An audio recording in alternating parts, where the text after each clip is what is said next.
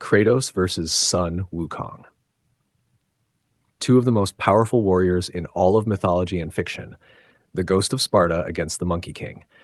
Both have shattered gods, defied death, and reached power levels that sound impossible.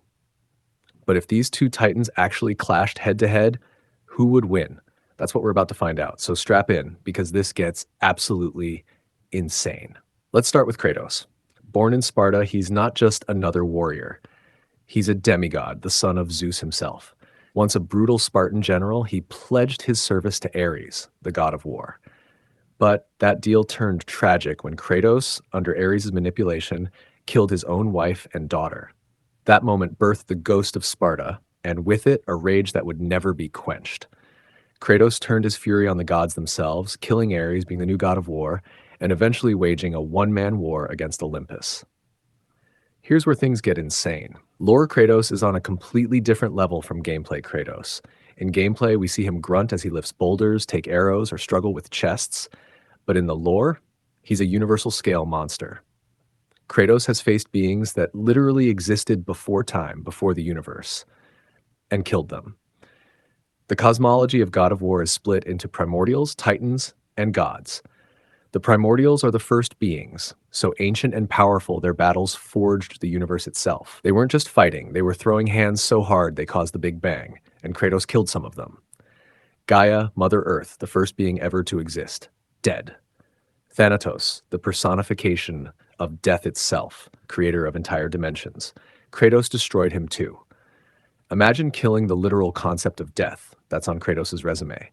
And it doesn't stop there. Then came the Titans, beings the size of mountains, each with unimaginable strength. Kronos, king of the Titans, stood 16,000 feet tall and weighed millions of tons. When he tried to crush Kratos like an ant, Kratos held him back. Atlas, the Titan condemned to hold the infinite cosmos on his shoulders, tried to squash him too. Kratos pushed back. And remember, in God of War lore, the cosmos isn't just big, it's literally infinite. Atlas was performing a feat like Superman holding a book of infinite pages, and Kratos resisted him head-on. That's the level we're talking about. But wait, it gets crazier. The gods themselves weren't safe either. Kratos ripped out Hades' soul and absorbed the countless others Hades had consumed. He killed Poseidon, the god who could one-punch a titan into oblivion, and Zeus, the most powerful god of Olympus, the sky father whose rage could shake the entire universe, the creator of the Blade of Olympus, the single most destructive weapon in his pantheon. Kratos killed him. This wasn't luck. This wasn't chance. This was raw, unrelenting power. And just when you think his story's done, he heads to the Norse realms. There, he fights Thor, the thunder god, whose battles with Jormungandr splintered Yggdrasil, the world tree that holds infinite realms and universes. Thor hit the world serpent so hard he knocked it back through time before its own birth. That's the level of gods Kratos was dealing with.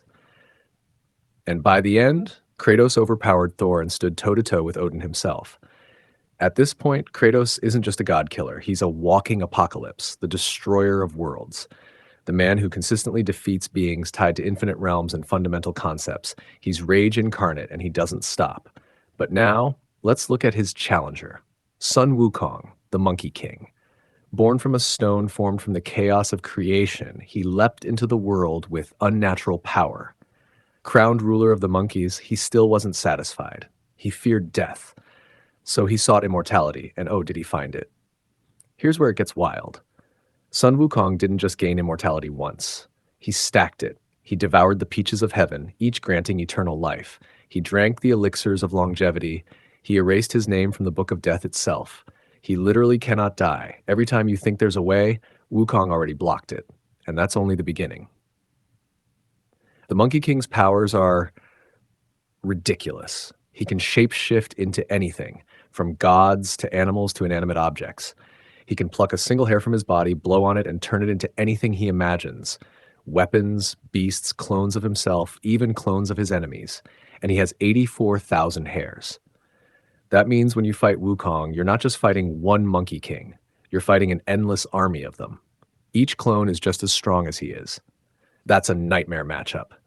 But wait, it gets even more insane. Sun Wukong has copied the powers of his enemies and thrown it back in their faces.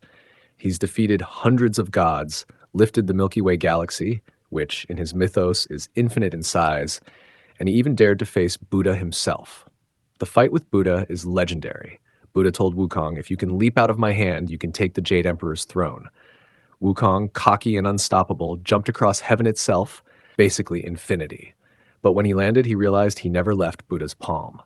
Why? Because Buddha's hand contained all of existence. That's how Wukong lost, not because he was weaker, but because he was up against enlightenment itself. Still, after being sealed for 500 years, Wukong only grew stronger. On his journey to the west, he reached nirvana. First, incomplete nirvana, transcending all concepts of reality above mortal God and formless realms. And then, complete nirvana, where he became omniscient, omnipotent, and omnipresent. The Monkey King literally transcended existence. At that point, he wasn't just the Monkey King anymore. He became the fighting Buddha, beyond everything. So here's the million-dollar question. What happens when Kratos faces Sun Wukong? On paper, Kratos is the ultimate god killer. He's slain death, time, universes, and gods who shaped creation. He's raw violence, rage given flesh, and he will never stop. But Sun Wukong, he's the unkillable god. Every strike Kratos lands, Wukong comes back. Every ability Kratos unleashes, Wukong copies it. Every enemy Kratos has fought, Wukong has armies of clones to match them. And when Wukong ascends to nirvana, he's not just stronger than gods. He's beyond the concept of strength itself. Here's the brutal truth. Kratos could fight with everything he has, blades, rage, even the full might of his godhood. But against Wukong, it wouldn't matter. Kratos can kill gods. Sun Wukong transcended gods. Kratos is the destroyer of worlds. Wukong stands above worlds, above life, above death, beyond everything. So who wins? For all his power, Kratos simply can't kill what cannot die. He can't overpower what exists beyond reality itself. Sun Wukong takes this fight every single time. And honestly, it's not even close.